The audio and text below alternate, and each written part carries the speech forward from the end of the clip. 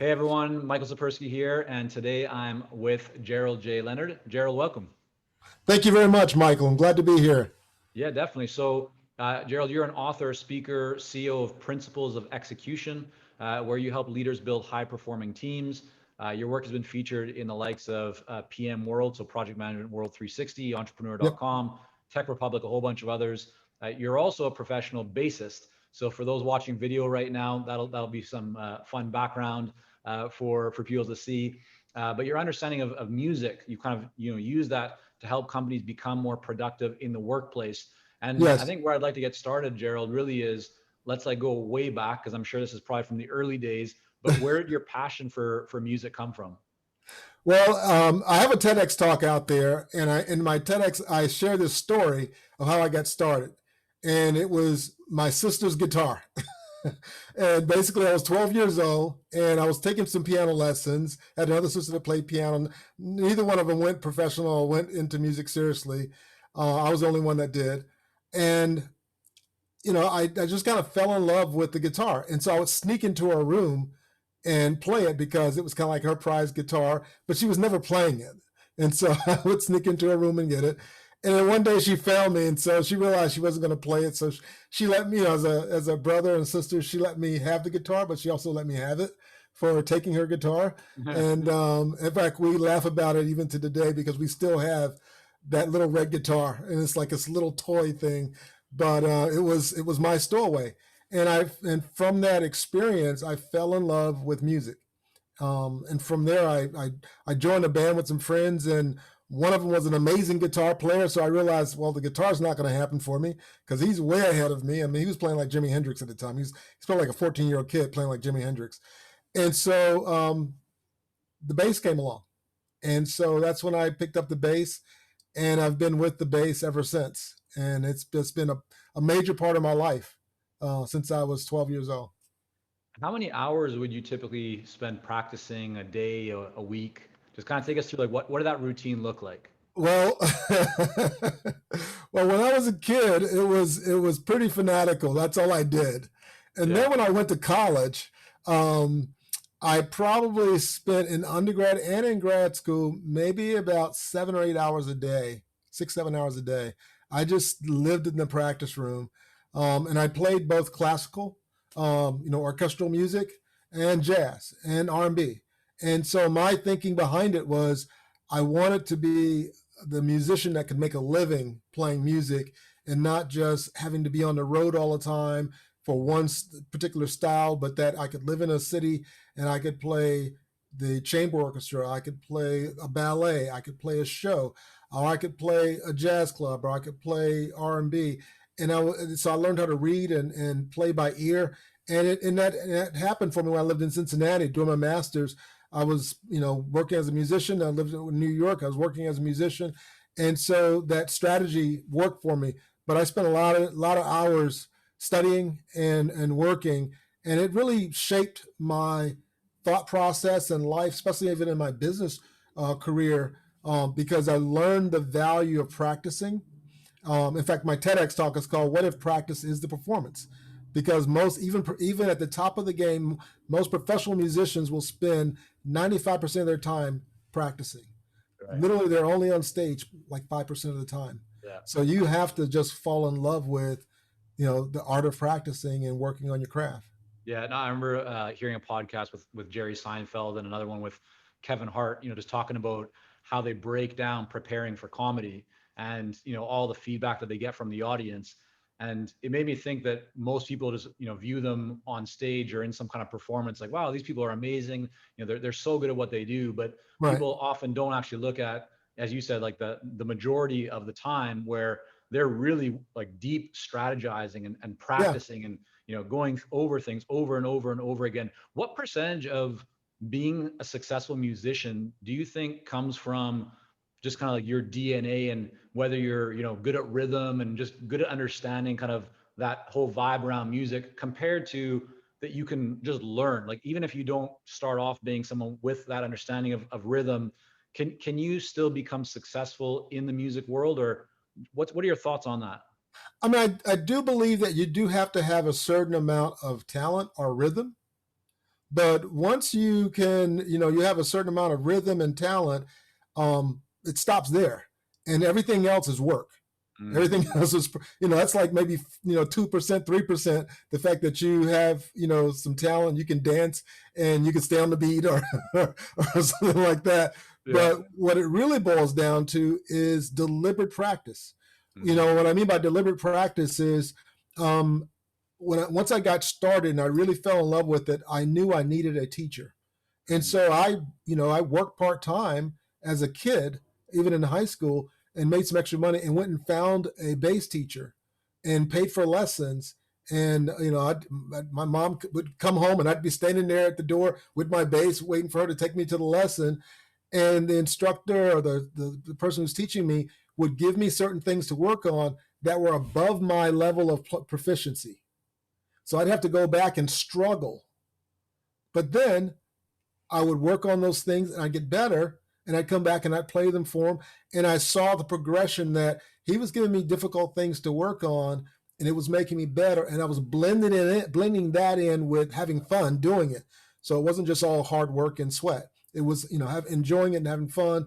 But there was this concept of deliberate practice. And obviously, when I went to college and did my bachelor's and master's in music, there was a lot of deliberate practice and, training and recitals and things that you're just where you're really being pushed to the limit of what you're capable of doing to And to Gerald, grow how do you yourself. go from being, a music professional Yeah, to transitioning into business? I mean, that's a bit of an unlikely transition, I think, in most people's minds. So tell us, how did it actually come about? How did you go from the music world into the world of business, and then really merging those two? right. So what happened for me was, I left Cincinnati. I spent a year in New York, and I was working as a professional musician, but I was also studying for a year. Had a couple opportunities that I turned down. Won't go into details of those. But long story short, I with doing that, I was involved with the church that I was a part of, and I got involved in the ministry a little bit. And I did that for about 6, 7 years, and I was playing a lot at the time and doing both. And having kids, getting married and having kids, I grew up and my dad was always there. I can remember, I can see pictures of him now getting up at 5 o'clock in the morning, 5:30 in the morning, going to work. And so the idea of, for me, leaving my family and leaving my kids and saying, okay, now I'm this working musician, and the only way I can make a really good living is to go on the road and travel around the world. And I'll see you guys in a month or two or a year from now. I just couldn't bring myself to do that. And so that pushed me to a place where I was like, okay, uh, I'm going to keep playing locally, but for really to take care of my family, I'm going to have to do some other things. And so that's when I got into IT. And in fact, it was around the time where if you could spell IT, you could get in. And so what was interesting was, being a musician for me was, I always saw it as a business. I always saw the business side of music. Yeah, you had to perform and practice, but there was, okay, you got to get the gig, you got to get paid for it, you got to make a living, you got to be profitable, and so on.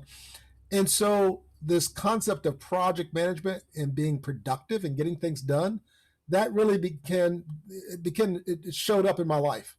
And Hmm. so I realized that even though I did some of the technology things and learned technology, that the project program portfolio management space was naturally fit for me. Hmm. And that's where I kind of gravitated towards. And I'd already had my master's. And so I thought, well, do I really want to go back and get a master's? And then I realized that by going after certifications in IT and in project management and so on and so forth, that I could make just as much money as somebody who went and got an MBA, because of my experience, because of my leadership experience, because of my travel experience. And so that was the road I took. Hmm. And I'm a learner by heart. I'm a lifelong learner. And so, if I'm going through something and I feel bad about something, I'll go take a class. I'll go read a book and I'll feel better. And so Right. I love learning. And that's what I did. And I just read everything I could. I, took courses, um, found mentors, found coaches, and over time, doors opened. And what did that look like? I mean, what were some of the early wins when you kind of think back to your first clients? So outside of working as an employee, when you kind of became an owner of the business, who were the first clients, and how do you go about getting those projects? Well, what was interesting was that, I was in a couple of consulting businesses prior where I wasn't on, I was still an employee, but I was doing major consulting. I'd done consulting for the National Archives, for Geico, for Del Monte, for large biotechs, for Boston, big healthcare center in Boston, Brigham and Women's Health Center. And when I started my own consulting practice, I had been in the field for close to 20 years. Mm, So I had a lot of connections. I had worked as a sales consultant and was delivering for CMS, Center of Medicare Services up in the DC area, and selling the services and networking. So I had this whole Rolodex of CEOs, CIOs, and other folks. And I was also the president for 9 years of the Microsoft Project User Group, because again, I was a learner. I was someone who wanted to network, and I realized one of the ways to get really good at what you do is find a group that's an affinity group for what you are a part of, and have other people that you can talk shop. right, right. Right, really Gerald, talk shop. even though let's say, so you had these connections, right? Which Yep. for a lot of people would be enviable. Like it's, a lot of people would love to have probably the Rolodex that you had, but what did you do with it? How did you actually engage with those people? Kind of take us through Yep. like as granular and detailed as possible. What were the steps that you took when you decided to launch your consulting business? So I'll tell you how I launched it. I had gotten into a relationship or a friendship and working environment with a consultant who was a good friend of mine, and he was in the government space. He wanted to grow in the commercial space, but he didn't realize the commercial space starts a little bit slower than the government space. They're not going to just give you millions of dollars and say, come on in.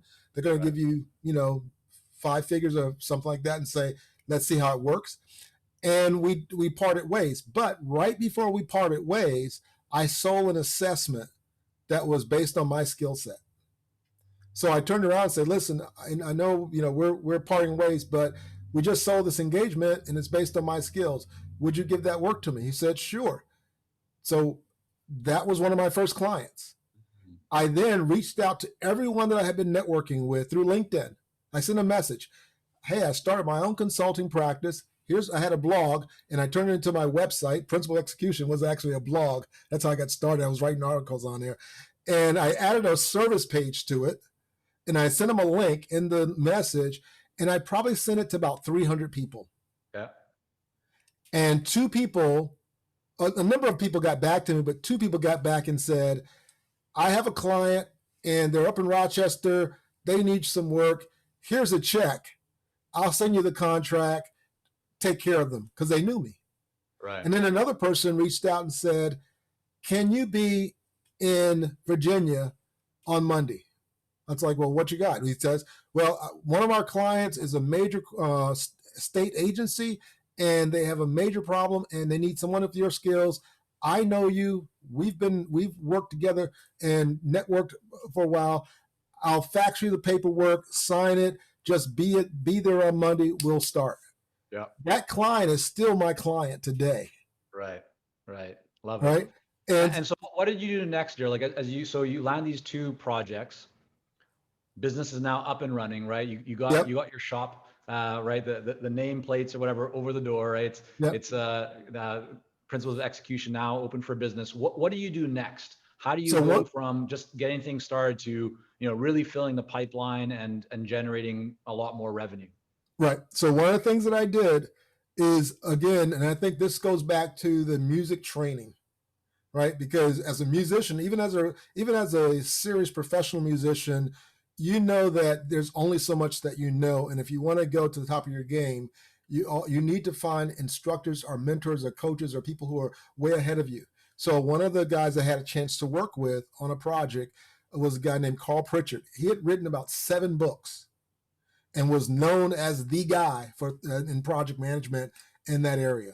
Mm-hmm. And we became friends. So I called him up and said, hey, Carl, I started my own consulting practice. I got a couple of clients. Here's what I'm doing. Can I come and have lunch with you and just talk it out and say, here, I just want to get some advice from you, and let's just, have a chat. Perfect. We met, we had lunch together, and one of the things he said was, first thing you need to do as a thought leader is you got to write a book. He goes, next thing is you got to have a course. And so from that, I wrote a course. And in fact, I ended up getting a certification in what they call portfolio management. So you heard of the PMP certification in project management. Well, there's also something called the PFMP, which is at the portfolio level. So it's like project management, program level, portfolio level. And I couldn't find any materials out there. So I wrote a course based on all the things I was bringing to the table. And that became my certification course that I taught, as well as the material that I used to take the certification and pass the certification. Right. And so from that, I had been doing some speaking for like the Project Management Institute and other organizations and from Microsoft. And I realized that, I need to keep speaking, but then the music began to kind of keep coming back in. Cause again, I was still playing music at the same time. And I went to a conference. Again, this is the whole music mentality. I went to a workshop with Willie and Dee Jolly. Willie's one of the top 5 speakers in the world in NSA. He's a Hall of Fame speaker, but he's also a jazz singer. And his wife is a music educator, or not music educator, she's an education major and had a master's in music, had worked for the government. And I spent the weekend with them with a small group, kind of in a mastermind. Mm-hmm. And when I told them about my business and what I was trying to do, she said to me, you know what you do is you really help companies change their culture. And I went, I never thought about it from that angle. And then he said, man, if you take what you're doing with music, because at that time, the song All About That Bass, that was out. And he was like, man, if you take that All About That Bass and put it into a culture is the bass. And I thought, okay, I got. And so those ideas begin to germinate. And so I did research. I started, and I got involved in the speaking business more, and it all morphed to where I ended up writing my first book, Culture is the Bass. And it was about my experience as a classical jazz musician, classically trained, and what I learned through growing up in the arts that has helped me as a business consultant, and how just like in any great song, you always have a great bass line. Well, every great company has a great culture. Mm-hmm. And by doing a lot of research, I read a lot of the Harvard Review articles. I read a number of case studies. I've read things from the Wharton School, because I always believed in, again, because of the schools I went to, you always believed in peer-reviewed material. Mm-hmm. So I always went after well-researched, well-branded material where I knew there was a lot of thought leadership put into it. Right. And I developed a 7-step process around how do you develop a culture, but I used it and framed it for helping companies develop a culture that works. And I used it in my consulting with my companies, and it really helped them make a difference. And Gerald, so you now have that book, which I can see behind you there, Culture is the Base, right? So how do you now leverage, or what do you actually do with that book to help you to generate more business? Like, what were the steps? Did you send copies in the mail to people? Did you bring it to meetings? What were the actual kind of tactical steps you took? Any meeting I went to, I had a copy with me, because that first book was a self-published book. Right. And in fact, that wasn't the cover of the book. The cover was kind of like a purplish. If you go on Amazon and you query that book, you realize there's two versions of it. And that's the second version of it, because I realized I needed to change a little bit. Again, getting more advice and getting input, and okay, let's make it better, right? Yep. But basically, I would always have a copy of the book with me. And, because I self-published it, it didn't cost me a lot to print it myself from Amazon. And so I would sign it and I'd give it to people, and people were buying it. And I ended up with like 30 something reviews on it. And people were like, I get this concept. It's like, you're taking this really complex concept and you've made it really simple and easy to access. Mm-hmm. And so I would just share that, but then I would share it with potential clients. And because of the work I had done in the past and other clients I'd had, I would just get a phone call from like a major law firm. Hey, we had worked together at that time. I knew you were doing this at the firm, and I was the director of this. I'm now the CIO of this company. I need your help. What you did for that major law firm, can you come and do for me? So was this, when you're referencing the major law firm, was this previously, like before you struck out in your own consulting business? Yes, it was before I started out on my own, because again, like I said, I had about 20 years or so. I had a good track record of experience to work with, and it wasn't Right. like I was just starting something new.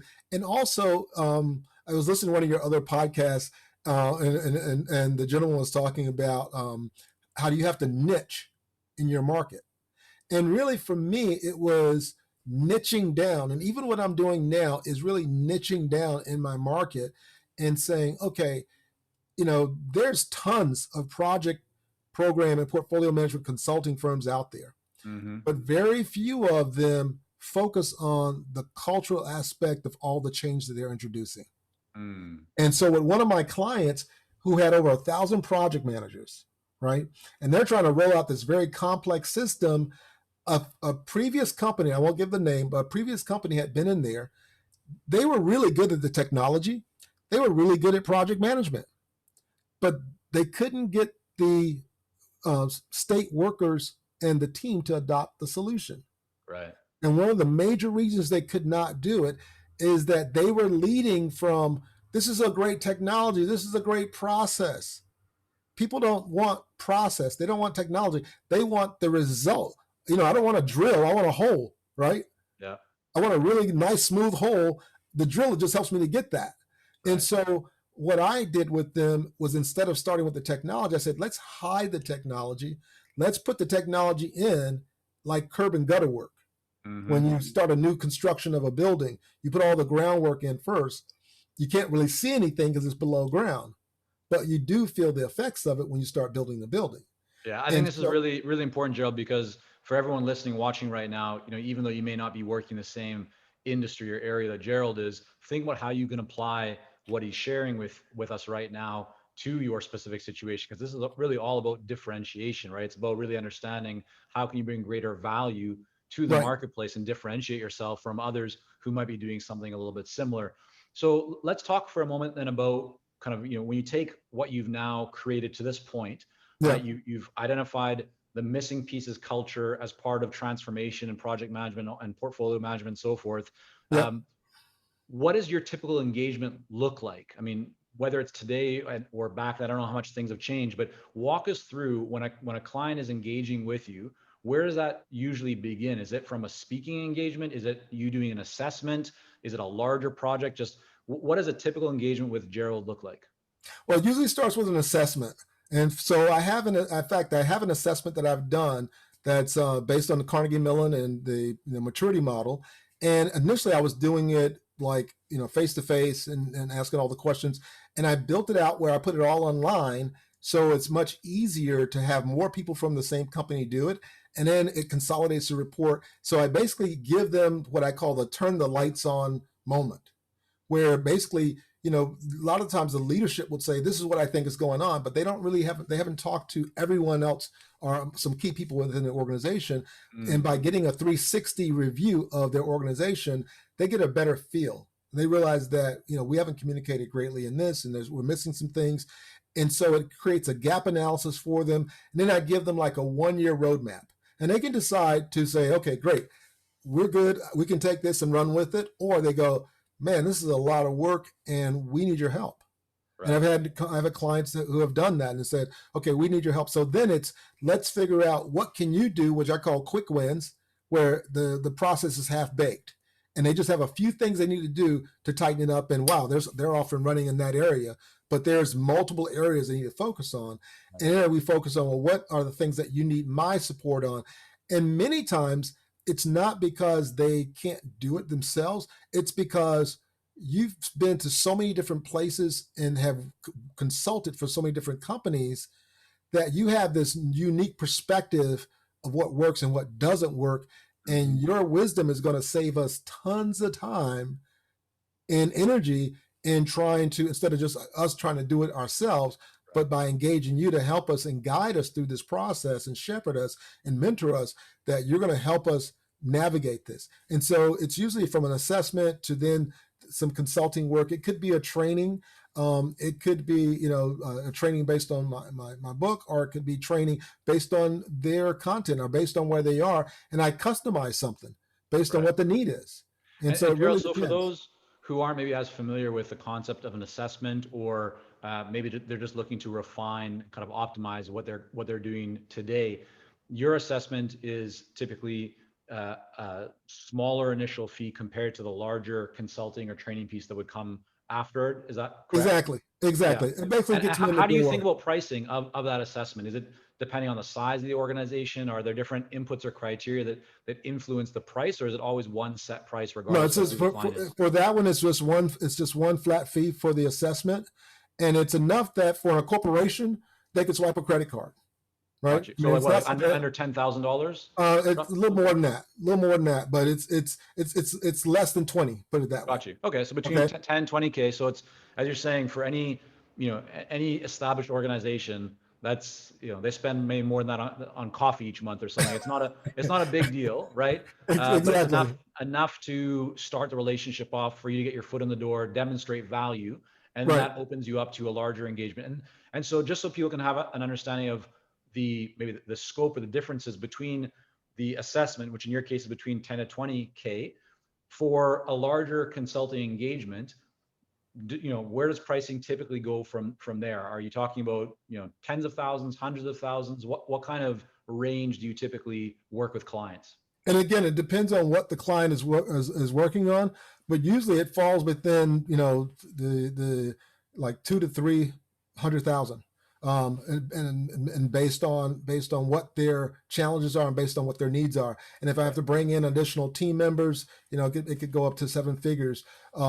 But again, it's bringing in some additional consultants, part of my team and group, and it really helps them to move to that next level. And so it Right. basically depends on what they're trying to accomplish and where they are. And I've been able to expand my company with some partnerships that I have, which has given me now like big data access and some other technologies and some other skill sets that I couldn't bring by myself. Yeah. That allows me to kind of bring a team together. You just, yeah, you kind of pulled the words out of my mouth there, because my next question for you was, how have you uh, leveraged, or how have you approached kind of growing, or growth of your business, if you're kind of still the main input or kind of player, right? Right. From a music perspective, what have you been doing? I know you said you took kind of the initial assessment, brought it online instead of having to do it on person. So there's obviously leverage there. Some You're creating automation. Right. partnerships. Is there anything else that you've done in the last 12 to 24 months that you feel has really helped you to create more leverage in the business? Like, it's allowed you to Yeah, grow? there's definitely been some investment in the business and a strategic partnership that's been created. And so right now, as you can see from, if you look at my LinkedIn profile, it says Principal Execution legal name, but I'm doing business as Turnberry Premier. And so there's a partnership there. I have another company, and basically it's given me access to about 750 people, to where now it's greatly expanded my capabilities, but I'm still the thought leader and CEO of my company, and kind of spearheading a lot of what's happening. But it's opening the door, and it also allows me to take advantage of my minority certification, which I had literally had applied for and gotten, and really hadn't used as much, Okay. because most companies were hiring me not because I was minority or because I had the minority certification. They were going, "We need that skill set. Right. We Right. need the skills that you So have." And is the partnership that you have in place now, is the benefit for you of that you're, it helps to generate inquiries and leads for your services, or is it more about you tapping into other consultants or people that you can pull into projects? What's the it's main both. value? It's Both. both.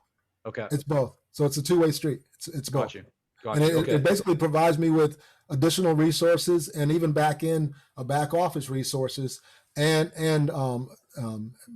really skills consulting resources with some really desirable certifications that expands on what I do. So Right. now when I do an assessment, Yeah. there's additional things that I can offer, and kind of put a team in place to run that as I go and take care of some other things. For somebody who is looking or considering a similar type of partnership, um, any advice, any things that, as you kind of were, dotting the I's and crossing the T's and thinking about the legal kind of repercussions, or protecting your intellectual property, just anything that you think would be important for somebody who is considering a partnership that they should know? I would say again, it's a lesson I learned from music. When as you move into a higher level or realm, you can read all the books you want, but you're going to need a mentor. You're going to need advisors. You're going to need coaches, And if you look around the room and when you look at your team, if you're the smartest person in the room, you're in the wrong room. And Yeah. so one of the things that I did is instead of having the mindset of I wanted to build a company, like a company, and have employees and you know just people that kind of service me, if you will. I really wanted to build a virtual company and work with experts who I could grow with or I could grow from, and who I could hire their services that would expand my business, but it would lift me up to a different level. And so when as I started, I think you were even talking, I was listening to other podcasts of yours as I was preparing for this. And what happened, this is kind of like a backstory. So when I first got started, I went to two different types of networking groups. One was a CEO roundtable where there were CEOs of small businesses, brick and mortar, some, and they had staff and so on and so forth. And in those meetings, there were a lot of you know employee issues, brick and mortar issues, those kind of things. And then I was going to the National Speakers Association meetings, where I'm meeting thought leaders and a Hmm. number of guys like Shep Hyken and Willie Jolly and Bill Cates, and a number of other Mike Rayburn, a number of other folks who are just well known for what they're doing, and they were doing very well for themselves, 7-figure or more, and they had a virtual assistant, they had some books, they had some courses, and they were working, either half the year or they were working in a way that they enjoyed. And Mm. as I went to both groups, I thought, at my age, which one do I want? Do I want the brick and mortar employee issues and I got the burden of this and that? Or do I want the freedom of Mm. being a thought leader and positioning myself to leverage my knowledge, content, and automation and so on and so forth? So I kind of went the NSA model a little bit. I'm kind of doing both a little bit now, but it's still much more of the NSA model of me being a thought leader Right. and working So with a when team you of say NSA experts. model, like National Speakers Association, are you really referring to using speaking as a way to generate revenue on the front end? Well, it's really Uh, using thought leadership because speaking okay. is only one aspect of it, right? I mean, Okay. whether you're speaking or writing or coaching or doing a webinar or doing an online class, what it really is thought leadership. Hmm. And it's really positioning yourself in a niche where you're becoming prolific Right. in your speaking, writing, podcasting, whatever you're doing, in a way that others realize there's a tremendous value. And so for me, what that drove me to, and it's kind of taken to where I'm at now, is that I identified 4 key areas that I could combine that would really set me apart from most consultants out there that do what I do. And that Hmm. was taking the concepts of productivity, project and program management, which I have the certifications in, music, my background, master's in, um, workplace culture, which, as I learned, I was making an impact. So I spent a lot of time reading books on studying, and okay, now I get the Right. idea of culture. I wrote a couple of books on it, and then neuroscience. And so I read a book by a lady named Judith Glazer, who passed away a couple of years ago, and it was about culture, but her take was culture starts with conversations, Hmm. but conversations are driven by neuroscience. And once you understand how our brains interact and work together when we're having conversations that we like or don't like, then we can understand how neuroscience plays into conversations. So I Hmm. was like, okay, I'm hooked. I did a certification with her. I spent 2 years in that program and got the certification in conversational intelligence as a certified coach.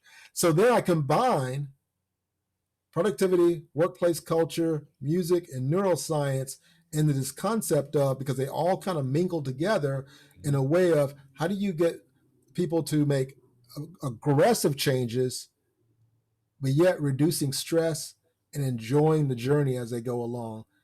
And Gerald, how do you take, so you have these 4 areas that you've identified, right? Which any individual one does not differentiate you, but combined it does. How do you then communicate that, or what have you done to make sure that people can see that that is unique and different? Is it speaking? Is it writing? Is it the books?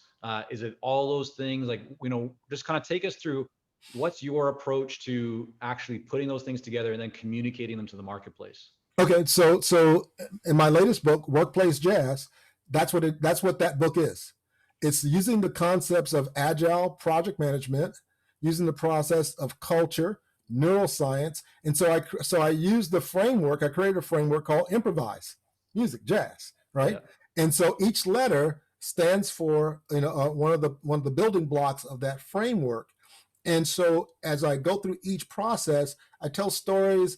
I talk about the neuroscience of that area. For one, it's like first one is improving your skills, like Mm-hmm. skill improvement, right? But I talk about deliberate practice. So I'm talking about what I started off with, not just practicing, but deliberate practice, specifically figuring out how do I get better? How do I push myself to get better? And then I kind of encapsulate it within those 4 areas. And so each of those frameworks goes into that. I also have a course that's being developed that will come out in the beginning of, I think, in the middle of February here, where it'll be much more of an experiential process. And I've partnered with Jean Blackwell, who was in Success Magazine, and she's well known for like really some incredible course designers. And so again, partnering with the best. I also partnered with another company on my book with Stephen Harrison and his team on my other book, and on a course. Then I have a podcast about, and so I talk about the different segments of those concepts at the podcast. And I just released my 3rd single called Workplace Jazz, where I actually wrote a song that goes along with the whole concept. And so through all the networking, I ended up meeting this gentleman named Donald Robinson. Well, Donald, who was first introduced to me as he's the piano player at my church. This was Steve Harrison, who works with Jack Canfield. And he goes, "Oh, this guy, you got to meet this guy. He's a piano player at my church." Okay, we meet. I'm like, "Steve, he's not a piano player at your church. He's a Grammy-nominated producer who worked with Grover Washington for 10 years and has done all these amazing things and sits on the Grammy board in Philadelphia." It's like he's not just a church piano player. Yeah. And so he's become one of my best friends and my coach. Nice. And so I've written 3 songs. They're on iTunes or Spotify. So if you look up Gerald J Leonard, you'll see Vertigo, Gulf Shores, and Workplace Jazz. And I was able to recruit a gentleman named Phil Perry, who has spent 40 years and has achieved the rock and roll R&B Hall of Fame status. He's on one of the songs. Donald's playing on some. I have a trumpet player. And so, again, who you know and who you network with, it just takes you to another level that you couldn't get to by yourself. So there's no way I could have accomplished what I've accomplished in the last few years by myself without having that philosophy of I'm going to work with experts who are much smarter than me to help me get to where I'm trying to go. Yeah, that's fantastic.